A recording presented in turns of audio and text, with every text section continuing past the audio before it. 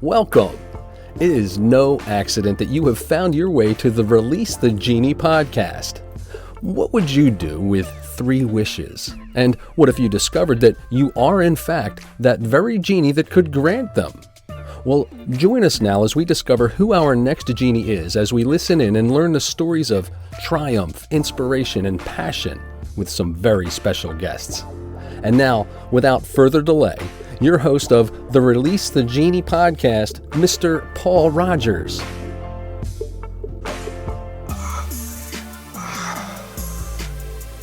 That's so much better. So good morning, good afternoon, good evening from wherever you're tuning in from. I am your host, Paul Rogers, and welcome to another episode of Release the Genie.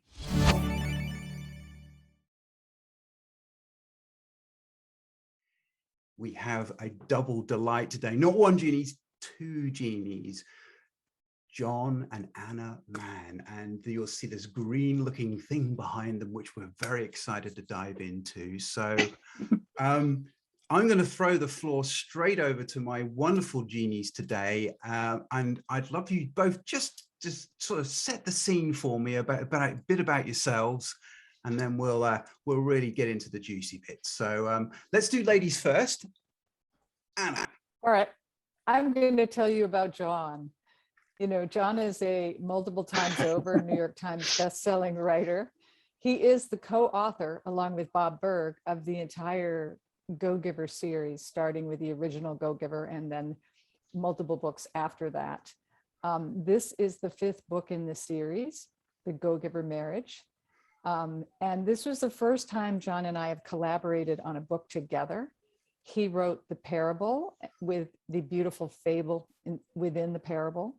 And I wrote the second half of the book, which is how do you take these 5 secrets and not only understand them, but employ them in your relationship. Okay, well, I will take the floor to, I will take the floor to also talk about myself. John was a young boy. No, I'm kidding. I'm not going to do that. Once upon a time. Yeah. It all began when I was very young. So Anna and I have known each other for years. We were colleagues and friends, colleagues in the business world and friend over innumerable topics we shared in common before we ever became romantically involved. And then, of course, when that flame erupted, it took our friendship into a whole nother dimension. And we're still exploring that whole dimension.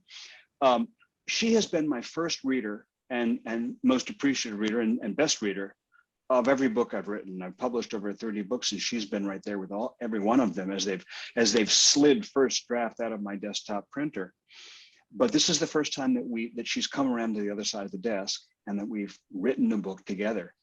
And it's been fantastic. It's been lovely. As COVID was happening and people were confined to their homes, we were willing to be confined to our home because we had a project, and it was this. This is our love letter to the world. And Anna started out in her professional life as a young grad student, long before I knew her, studying education and psychology and a whole range of topics that ended up her walking out of grad school and into a practice in family counseling and therapy, family therapy and counseling. And so in this book, you'll read about a certain professor who many years ago was a marriage counselor and then morphed into a marriage coach. That's Anna. That's been her life passion. She's been through a billion different career phases. She's been a corporate consultant. She's been a public speaker. She's been involved in Oriental medicine, co-founded the first Oriental medical colleges. She's been a professional modern dance. She's done more things than I can even comprehend in my little brain. But this is her heart and soul, is helping people have richer, more fulfilled relationships in their lives. And through that, having richer, more fulfilled lives. I think that she wanted to write this book ever since before she even knew she wanted to write this book. And knew she wanted to write this book when the first draft of the original Go-Giver came sliding out my desktop printer. And Paul, you know, this is basically the first book. That was the book that started my career as a writer. Bob and I did that, almost 2 decades ago. It was published in 2008, finally, after several years of being rejected by publishers all over the city of New York. And finally was published and has since sold over 1 million copies. So now it's become kind of a movement. And all through the growth of The Go-Giver and the growth of our marriage, we've had friends who've asked us things like, what's your guys' secret sauce? Why are you guys like so happy together when we've been through a lot of difficult times. We both had children with special needs from previous marriages. We've been through financial difficulties, been through all kinds of health challenges and this and that. But with whatever the stresses are, whatever the external circumstance, we seem to get happier together. We seem to be more in love. We've had friends say, you guys look like you're newlyweds, and you're not, you're oldly weds. So what's going on? This book is what's going on. This is our attempt to bottle our secret sauce, which the Go-Giver vocabulary has very nicely expressed. As you said, Paul, the law of five, the rule of five, there's 5 principles in every Go-Giver book, and that worked out beautifully for this book. So we got to finally collaborate and bring what we hope is our secret sauce to the world, and here we are. I love what you said. It is a love letter, because that's something written with passion. That's something written with feeling and caring. Yeah. I mean, and I'm going to ask, what was it like going back into re-examine and find the characters again of Rachel and everything? What was it like to go back and revisit? And then, because this is something you both have lived with and it's grown with you, and this just seemed like another element of your expansion together. So what was it like sort of going back and meeting all the characters again? It was so much fun. It's so much fun and so valuable, and I'll tell you why.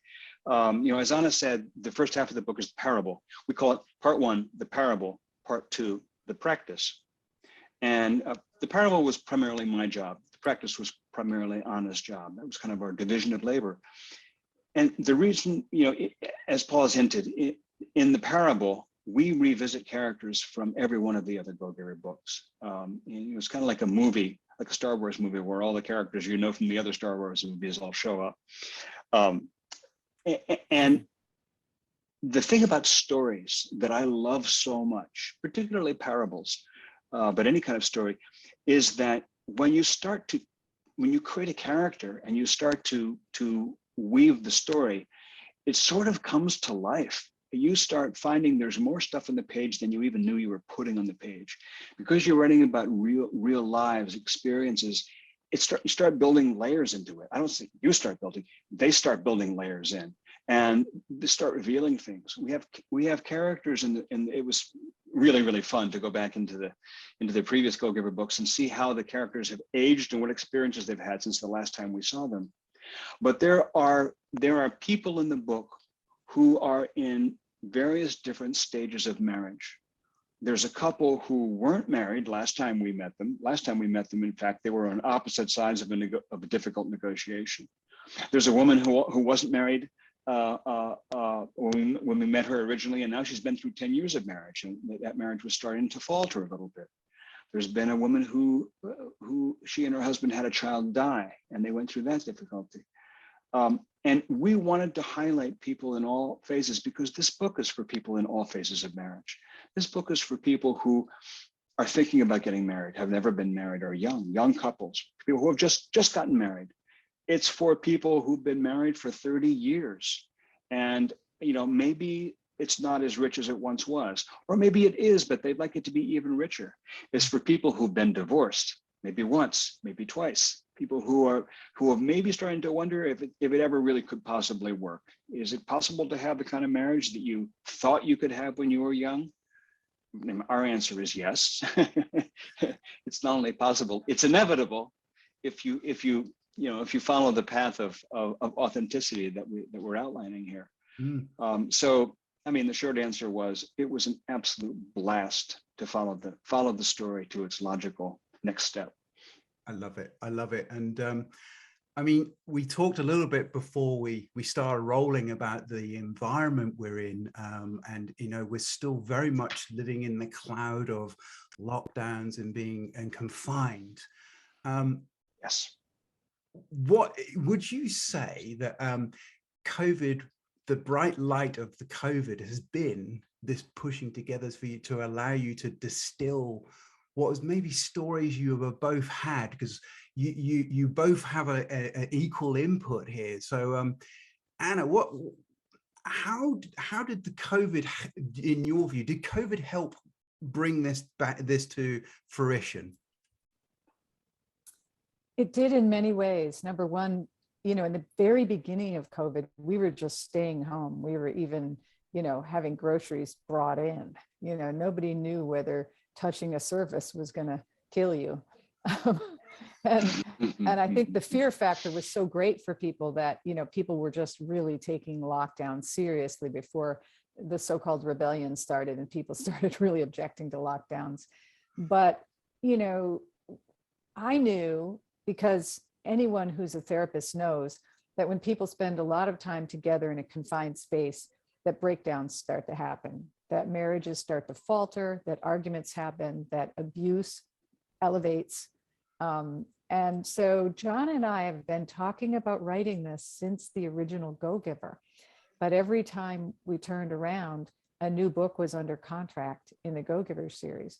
And we never wanted to compete with any of the books, obviously. So we really wanted to wait, let it have its own space to come out. And the minute the pandemic was happening, we both just looked at each other and said, it's now. And I remember that the Super Bowl happened in the United States. The Super Bowl is sort of the single day when the most spousal abuse happens in the calendar year. And, that's sort of been well documented and researched. And the idea that the Super Bowl had just happened, houses were all in lockdown, and, we hadn't written it yet, but it was a very, very rich dream for both of us. We said, let's do this right now. And believe it or not, we wrote the entire book in about 6 weeks. Wow. I mean, 8 weeks. Yeah, because John is really brilliant at writing parables. I mean, he's just so good. He's an incredible storyteller. And this, I think, is one of the most beautiful parables he's ever written, because it has a fable inside of the parable. So the parable is bringing all these characters together, but then there's a fable within. And it's like a little jewel, this fable. It's just so beautiful. And then, the second half of the book, I have a long history of publishing in psychology circles, but I wanted this to be very readable, very concrete, and at the same time to make the secrets accessible. How do you put them into action? And also accessible in terms of developmental theory.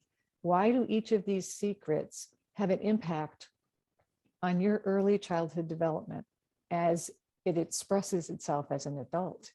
Because every one of us had a parent who yelled at us at some moment or another. Every one of us may have had a parent who was neglectful, or who was depressed, or may have been alcoholic. There's just so many different dynamics that go down in families, and we bring all of that baggage into our relationships. So, you can enter the therapy room, which I sat in that room for a long time, or you can, and where you watch couples kind of argue over who's right and who's wrong and who needs to change versus who's going to stay the same. Or you can look at your own behavior and make decisions about how you can change the way you bring yourself to the relationship. And that was our goal.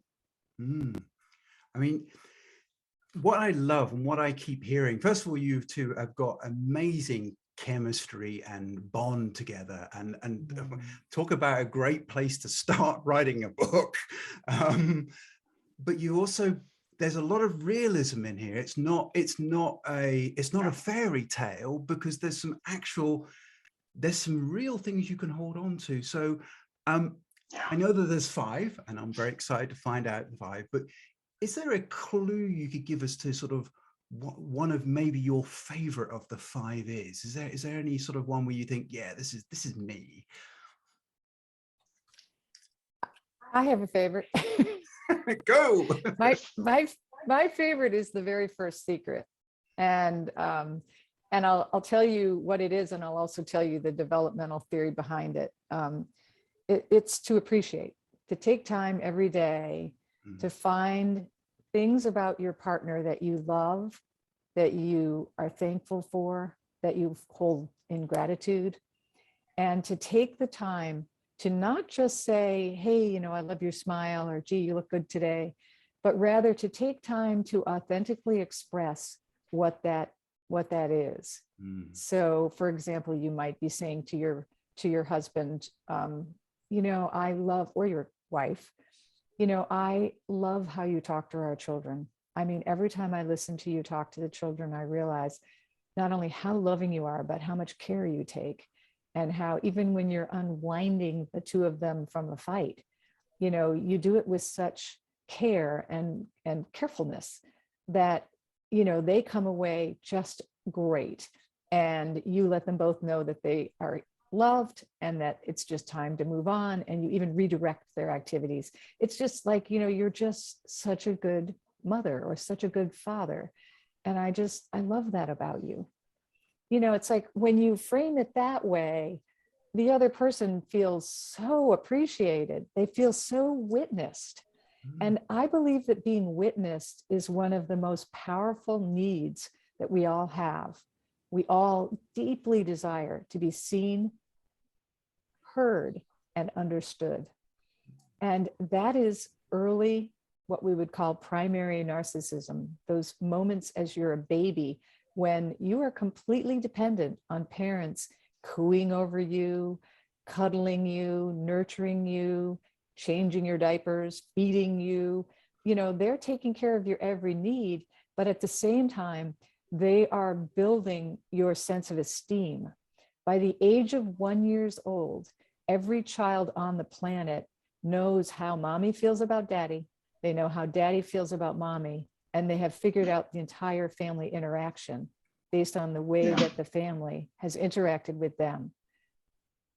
Wow. And so that secret is really powerful.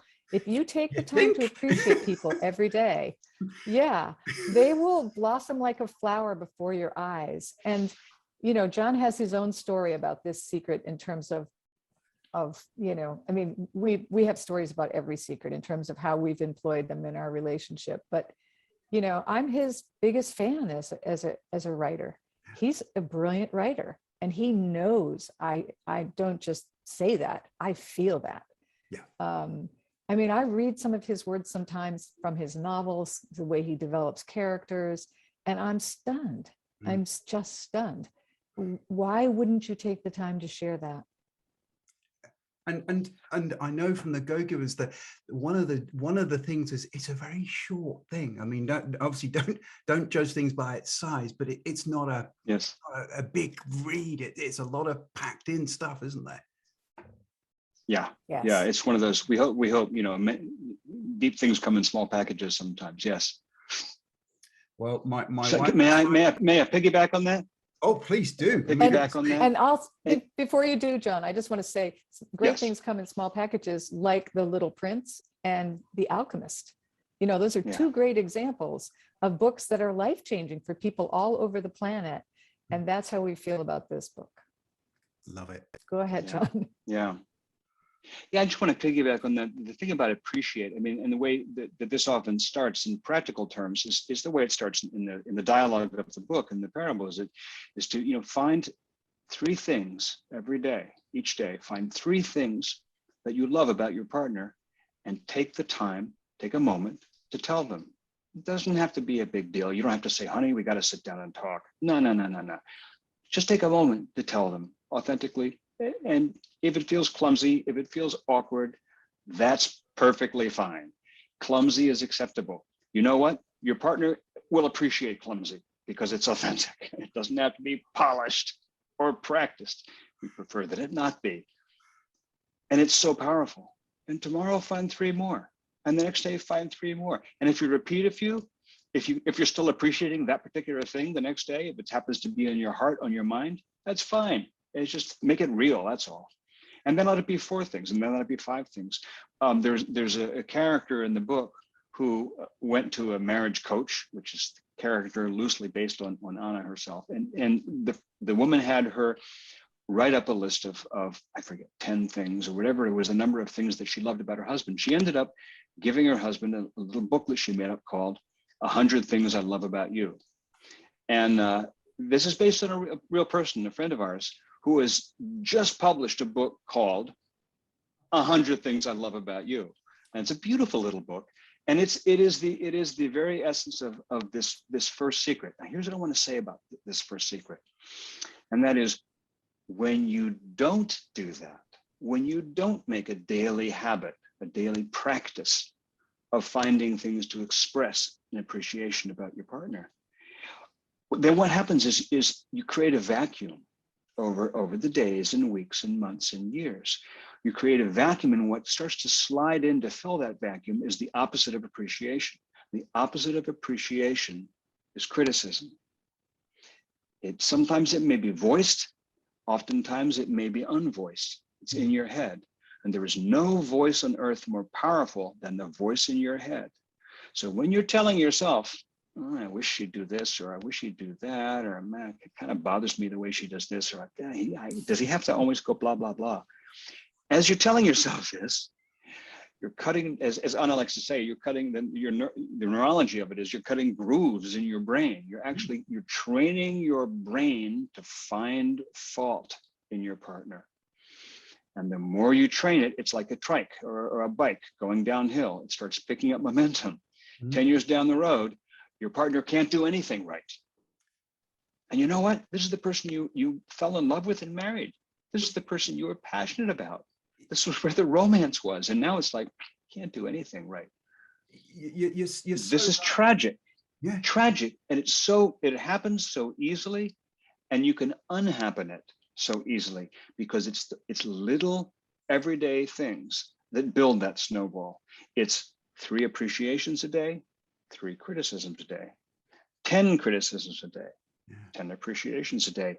They're equally easy. It takes the same energy. It just takes your conscious direction to turn yourself, turn your bicycle, turn your car, turn your attention in the direction of appreciation. And that's the first practice, the first secret. I love that because it's the difference between a reaction and a response. And yes. And actually both take the same time. And we sort of get down to Viktor Frankl and being able to actually come from a place of not being dragged around by your emotions. So, whatever happens, just zoom back, and it's very powerful. And what you're just giving us there is a virtual gift of those very first days when all the things which then annoy us, really we think are cute and we love about the person. It's amazing how it can flip over just by taking your eye off that ball. That's it's inattention. Yeah. I love it. I mean, ladies and gentlemen, if that's the first secret, come on. I mean, I'm just going to say the book is out on the 8th of March because people are really, so write that down, everyone. 8th of March is coming out. And wow. Well, I'm not going to spoil any more because it's kind of like me peeking at my Christmas presents. And as much as I love to do that, I really would like just to sit there and just admire it. So what I'm going to do, I'm going to sort of change tack a bit. I'm going to ask you, because you are very wise and humble and powerful genies today. I have 3 questions which I usually throw out to my genies, and you have got such great chemistry. I don't need to tell you who goes first. You can work that out yourself. First wish is, what is the best advice you have ever received in your life? John, I'm going to let you lead on that because I need to think about that for a moment. Oh, okay. Well, I do too. I do too, but I'll think very, very quickly. Best advice I've ever received in my life. I think the best advice I ever received in my life probably comes down to the phrase, and it's been said different ways, sometimes shorter, sometimes longer, but it's boiled down to, you can do better than this. Mm. This typically comes from an editor marking up a first draft of something I've written, and it typically comes in the form of, this part is wonderful, but this part doesn't really quite work. Mm. The you can do better than this sometimes comes not from an editor, but sometimes comes from circumstance. I've had, like yourself, Paul, I've had, like all of us, I'm gonna venture to guess, I've had tragedies in my life. I've had very difficult circumstances. And only in looking back do I recognize them as a great unvoiced editor saying, this is tough. You can do better than this. Every tragedy I've experienced has steered my life ultimately in a direction that ended up as a better direction. Learning to take the advice of circumstance, learning to listen to the critique of an editor, to listen to the critique of a qualified reader, to listen to advice of others more qualified than I, who say, yeah, you've got a good idea, but it's not really going to work, I don't think, the way you think. Maybe you can try it this way or that way or whatever. I resisted this as a youth with all my heart and energy. I did not want to be told. I wouldn't be told. And so I think the best advice I probably ever got was the advice I started listening to. Yeah, I mean, to be honest, I've always, what's the best advice you ever received, and would you listen to yourself, is mostly the next question that comes, because I think you're right. But you're so right. Every part of those experiences, the good and the bad, make what it is. And the book which you have put together is not, as I said before, it's not a happily ever after. There is reality in there. There's, well, look, things are tough. Acknowledge that. Let's, but yes. This is a game plan or a manual, survival manual to help you through those parts. You make your own choice, but just a little bit of guidance at the right time. And I love it, because I feel that what you're giving there, the gift which you have now been given, you're giving on to the next people as well. So I love that. Anna, what do you think of that? I love it, actually. It's just so true. I think that for me, I've always really been tough on myself. And when I was quite young and fresh out of grad school, I had the privilege of studying with a really brilliant PhD therapist who took me under her wing. And first, she was my supervisor in my grad school internship. And then I went on to work with her for several years after that. And we used to run couples therapy groups that were groups where there would be 6 or 8 couples in a room. And when we were working with one couple, all the other couples were watching. So they were always learning. And she would very skillfully go back to the other couples and say, do you see anything that's familiar in your relationship, in this interaction? And she would get them talking and expressing what was wrong with their relationship, and but not what was wrong with him or her, what was wrong with their interaction. And I was so stunned by her brilliance so often that I was deeply intimidated. I mean, deeply. She was really incredible. I learned so much from her.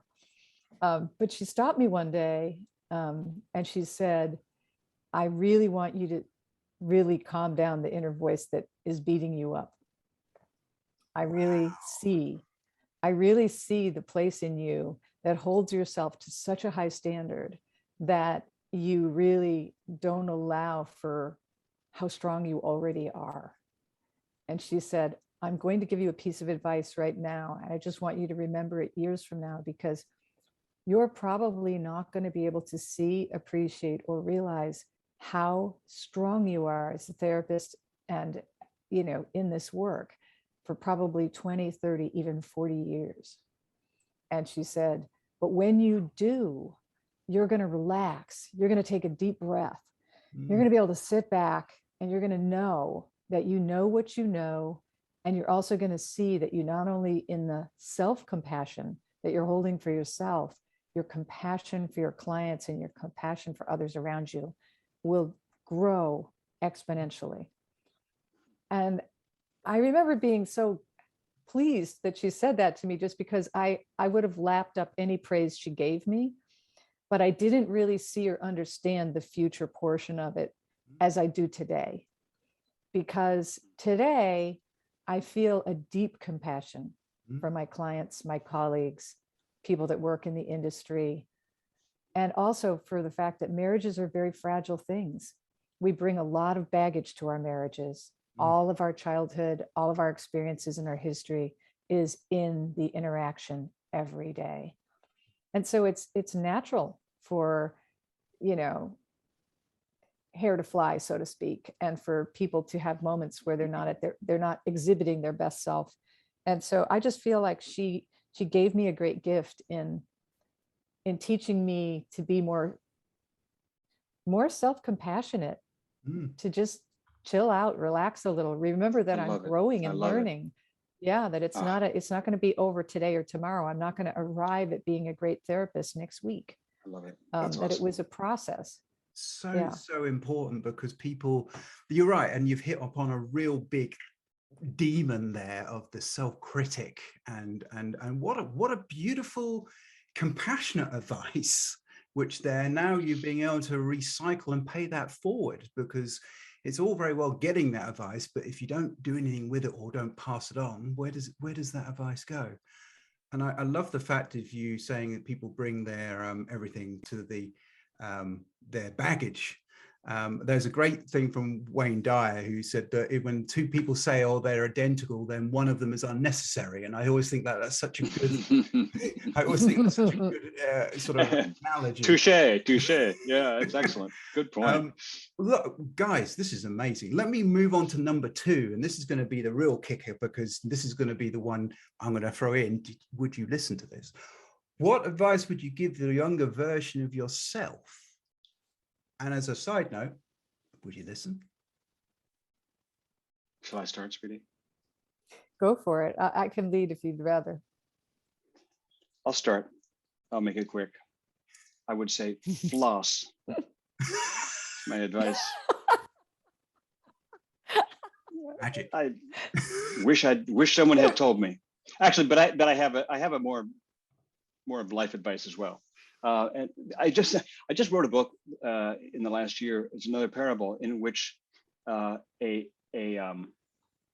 guy, the hero of the book, happens to spend some time with his dad, who's suffering from dementia, and suddenly his dad slips into awareness, back into his normal aware self, and starts to talk to him about what would he say to his young stupid 19-year-old self. And he says, "I know what I'd say. I know what I'd say to my young self. That's for damn sure." So I'd tell him, more faith, less certainty. If I in my 20s would have had more faith in the direction of my life and less cocksureness about how to get there, I believe I could have avoided a lot of heartache. And also could have done a lot more productive. That's all hindsight. Who knows? Would I have listened? Absolutely not. See, I always love the honest kicker at the end there, because Anna, please. But that a beautiful advice, and faith over certainty is actually. I might have flossed. I might have flossed. We'll take that one as well. That was, we'll weigh up the importance of that on the scales at the end of the day. But yes, okay. Anna, what advice would you have given to your younger self? I think I would encourage my younger self to trust her intuition and trust her gut. And I'll tell you why. Every single, I'm a great believer that people in their teens and 20s go through a whole series of very bad relationships while they're figuring out the way to get to a good one. And so I was just like everyone else. I had a string of bad relationships, but every single one of them had, so-called red flags on the field.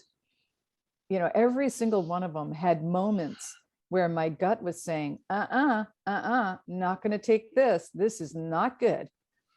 But I stayed. And I think this is, it's a hallmark moment. I was not in any relationships that were abusive to me personally in a physical way. So I wasn't in those kinds of relationships.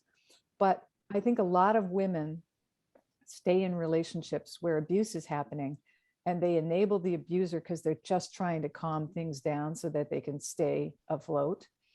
They're afraid to move. I think that insecurity, and I think it's for women and men, but I know that among women, especially late teens through the middle 20s, they don't have the self-esteem and the confidence to simply have that, like, I'm breaking up with you now, please don't contact me again moment, with great clarity and with great understanding that something better will come.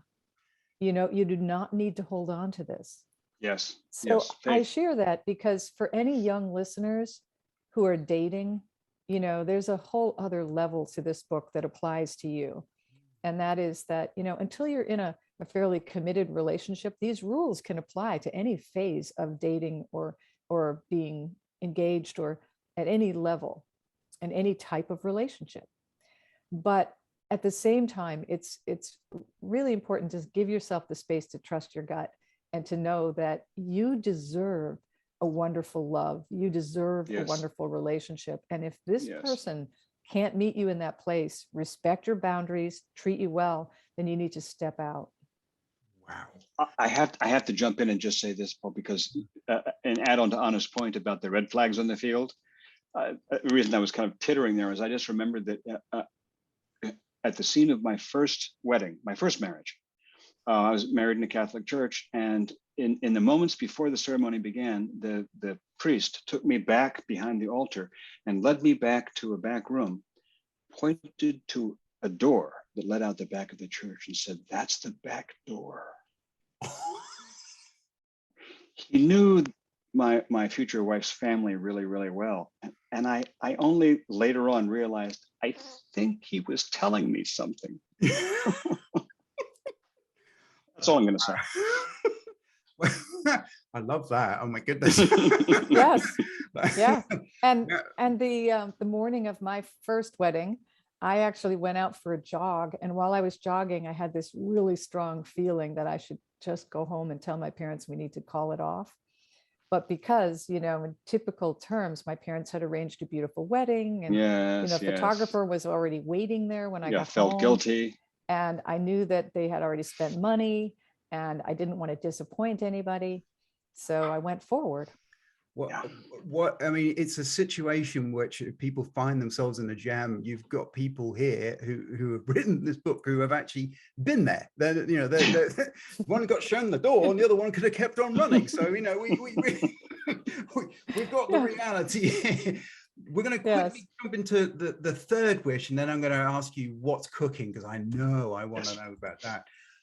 What's one personal habit that you can share, which would say attribute to your success? Now, success is as wide as you want to define it. What's one habit which would jumps to mind where you think, yeah, that's the one? Wow. Want to go first, sweetheart? Sure. I was fortunate in my 20s to get introduced to meditation. And I did quite a lot of long retreats for many years in my 20s and even into my 30s. And it I don't know, it calmed me down. It gave me a grounding, and it also gave me a sense of self, if you will, that was deepened by the experience. And I am a great believer in the 1 minute prayer, the 1 minute, driving. And I frequently do it driving in the car. It's like, God, thank you for this beautiful day. Wow, this is amazing. And so I think that the habits that I try to employ every day are to spend time either listening to a guided meditation or listening to soft music and just spending time quietly calming down, or to just go into silence and meditate, and or to take time to be in nature. I'm a really big believer that nature is constantly revealing. Anybody that follows me on Instagram knows that I am a nature fanatic, and that nature is constantly showing you immense beauty in every moment. And you may be the only person that witnesses it. And which makes me feel like it was meant for you. Yep. Yep. So that's the habit that I think is just, take that time to be introspective. Love it. Go on, John. Yeah, there was a point in the writing of the book where these 5 secrets, the subtitle of the book is A Little Story About the 5 Secrets to Lasting Love. And there was a point in the process where we almost call it the 5 habits, only because these are things that you do every day. And so really all of the behaviors, all of the secrets in the book can be reducible and practicable as habits. But for me, the habit that I'll cite is a really simple one, is getting up early. And I will tell you, for most of my adult life, I have been a relatively late riser. I've gotten out of bed some years, 8, 8:30, 9, 9:30. I have been a medium to late riser all my life. A couple of years ago, I heard Don Winslow, one of my favorite writers, just casually mention he gets up at 5 every morning to write for a couple of hours. And I thought, oh. And it just clicked. I was working on my novel and I was not getting the progress I needed. And I started getting up at 5. And getting up at 5 has caused me to need to go to bed earlier. Needing to go to bed earlier and get sleep earlier has caused me to re-examine all kinds of other habits that I have in relation to coffee or alcohol or kinds of things that I'm eating, or, it's kind of, it puts everything else in a different perspective. Just reshuffling my daily calendar onto getting up at 5 has been an absolute revelation and revolution in productivity and health in my life. Early to bed, early to rise makes a man healthy, wealthy, and wise. So there you go. Love it. I mean, very, again, practically delivered. I mean, it's not just I'm going to roll up something, it's going to be, and it's a practical thing there as well. So I love it. Really, really good stuff. Guys, we're sadly getting to the end. I know we could carry on like this and it would be blissful to talk to you guys for forever, but likewise. Thank you. Tell me, what is cooking at the moment? You got the book is just about to come, but I sense there's a little bit more other than just the book. Tell me a bit more. We've let the genie out of the bottle here for sure. Mrs. Anna. Exactly. All right. Well, take it away, sweetheart. We not only want people to read the book, but we want to be able to offer real value, because the whole premise of the Go-Giver world is to add value to people's lives, to bring really, truly valuable assets. And so we have created a series of online Zoom-led workshops for between 8 and 20 people. They will include all women's groups, all men's groups, and mixed groups. But they are designed purely not to be a place to dump out the dirty laundry. No one's going to ask you to tell what's wrong in your marriage. There's no undressing in the room, so to speak. Yeah. It's really designed to be a skill-based workshop where people can really talk about why these secrets are so powerful, why they work. They can talk about the ways that they're playing with them in their relationship, and lots of laughter happens. We've already done a few small groups like this with people, and they're just magic. So there's that. There is also, we are starting the Go-Giver Marriage Coaches Training Program, and we will be certifying coaches all over the world who we will equip to go out and teach these workshops, as well as work with private clients. We will help you have all the content that you could ever want to have in terms of questions and ways that you can work with your clients.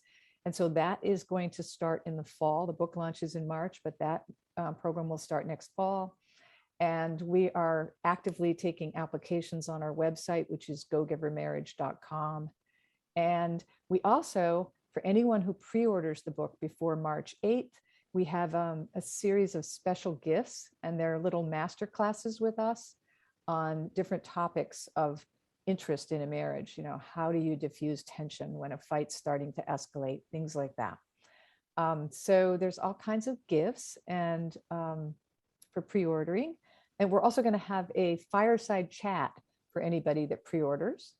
And that will be, I hope, really fun because Q&A. it'll be a Q&A about 2 weeks after the book launches. So there'll be people from all over in that Zoom, and we'll have a moderator. And the moderator is actually going to be a very famous speaker in leadership circles in the US, who's also very much a Go-Giver fan.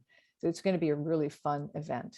So Wow. I just want to add to what Anna said about the Go-Giver Marriage Coaches Program, which is that the career or the practice that we're training people for, certifying people for, is not marriage therapy in the traditional sense of coaching couples together. One of the what we think uniquenesses of the book, or certainly one of our signal approaches of the book, is exactly as the professor does in the book and as Anna has done in her life, is working with individuals, not with couples. When you work with the couples, as Anna said, you tend to start getting the dirty laundry and the scorecard and the list of who did what and who blah, blah, blah, blah.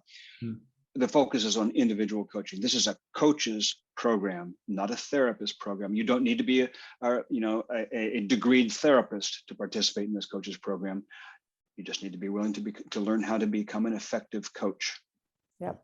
And we delve deeply into the 5 secrets. And so people not only have a very deep understanding of each secret and the context of it, but how to employ it in their life. And often we find that clients in the coach that we're coaching really, 6 sessions and they're on their way. We're not trying to engage long-term therapy as much as we're really trying to give people tools. Love it. I mean, to be honest, I kind of ask for that, given the title Go-Giver. And you guys value abound there with fireside chats, Q&A, and also a coaching program too. So, what I love about this is it starts with the book, but actually it's just the starting point and everything comes off of that. And if anyone watching, if they are new to the Go-Giver family, then please jump in. You'll see that I'm rather excited, and this is a beautiful elaboration and taking it into a direction where it's real. I mean, this is real problems and real help and guidance. So I applaud you both for giving us the book we need, whether we know it or not. And finally, where can we find you? I'm going to drop all the sort of the bump where you are, but now's your chance to show your social media prowess. The simplest is the website for the book, gogivermarriage.com. gogivermarriage.com. There are links in the contact page. You can find links to my website, johndavidmann.com, where all my books are, and all of our social links and so on. But social media, basically, you'll find us as John David Mann and Anna Gabriel Mann. That's generally our social media handles on all the various channels. And if you're interested in more content on psychology, on self-development, and on how to employ the secrets of the book, follow me on Instagram, because I'm trying to really put very quality posts up every day with strong captions that explain things. So we're having a lot of fun right now. If you guys want to join in with this fun, don't miss out, because this train is leaving the station very soon, and make sure you're on it. Thank you both for taking time out of your busy schedules to become wonderful genies for today. Have you enjoyed yourselves? Immensely. Thank you so much. Immeasurably. That's good. That means something's going right. So yeah. Thank you once again, guys. Paul, you are such a gracious, articulate, and fascinating host. You're so engaging, and that's words. It's just really the truth. We were looking forward to this. Anna never met you before, but I had, and so I gave her a pre-taste of what this would be like, and it has been that and more. You really are just a lovely, lovely host. Well, thank you very much. The proof is in the pudding is that you came back. So there we go. That's all I need from that. Yeah. But listeners, viewers, if I hope you've been as excited and as moved as I have with the genuine desire to help here. This is 100% genuine. It's 100% them. And I'm excited to dive into this. So we'll leave it here for now, but this is not goodbye. This is hello to all the new members to the family. Take care of yourselves and go ahead and release your genie. Bye-bye for now.